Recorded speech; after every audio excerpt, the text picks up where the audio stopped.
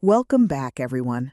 Today is July 4th, a date that many of us associate with fireworks, family gatherings, and national pride.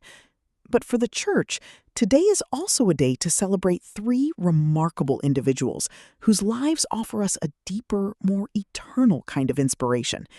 Whether they were sitting on a throne, leading a diocese, or climbing the Alps, these saints teach us that holiness isn't reserved for a certain time or place.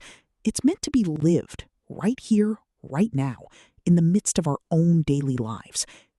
Today, we're journeying back in time to look at the powerful lives of St. Elizabeth of Portugal, St. Ulrich of Augsburg, and the man of the Eight Beatitudes, Blessed Pier Giorgio Frassati.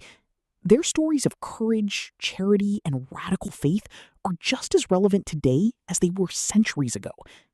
So grab a coffee, settle in, and let's dive into the lives of these three incredible saints who show us what it really means to love God and serve our neighbor.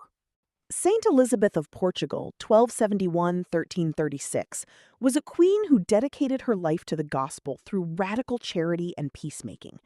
Born into the royal family of Aragon, she was a grandniece of Saint Elizabeth of Hungary. At age 12, she married King Denis of Portugal. Despite the king's worldly lifestyle and infidelity, Elizabeth remained a model of grace and patience.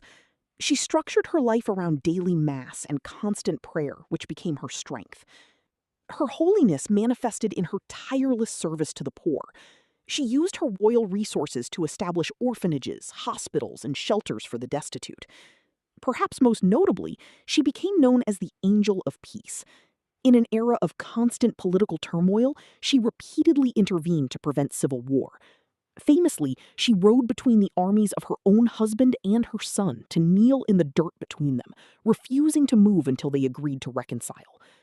After her husband's death, she retired to a Franciscan convent, living in poverty and serving those in need until her final breath. She is the patron saint of peacemakers, widows, and those in difficult marriages. Her life remains a powerful witness that true greatness lies in humility and the courage to foster peace. St. Ulrich, 990 to 973, was the Bishop of Augsburg and a pillar of the medieval church. He is particularly historic as one of the very first saints to be formally canonized by a pope, a process that set the standard for the modern procedure we recognize today. His life was defined by his immense pastoral care, his administrative reform of the diocese, and his staunch defense of the faith against outside threats. Ulrich was known for his extreme humility and generosity. It is said that he lived very simply, giving away almost all his income to the poor, orphans, and widows. During the brutal Hungarian invasions of the 10th century, he did not abandon his flock. Instead, he encouraged the defense of Augsburg, standing as a protector of his people both spiritually and physically. Legend attributes to him many miracles, including the healing of those bitten by rabid dogs and assisting pregnant women. His tomb in Augsburg became a site of profound pilgrimage for centuries. He serves as a model of a shepherd who knows his flock, protects them in times of danger, and maintains a heart entirely devoted to the needs of the vulnerable. Though his universal liturgical feast day varies by region, many Catholic communities honor the memory of Blessed Pier Giorgio Frassati, 1901 to 1925, around this time.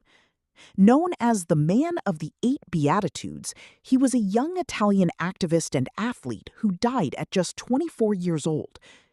Pier Giorgio came from a wealthy family, but lived with a profound detachment from material goods, often giving his own shoes or coat to the poor he encountered in the slums of Turin.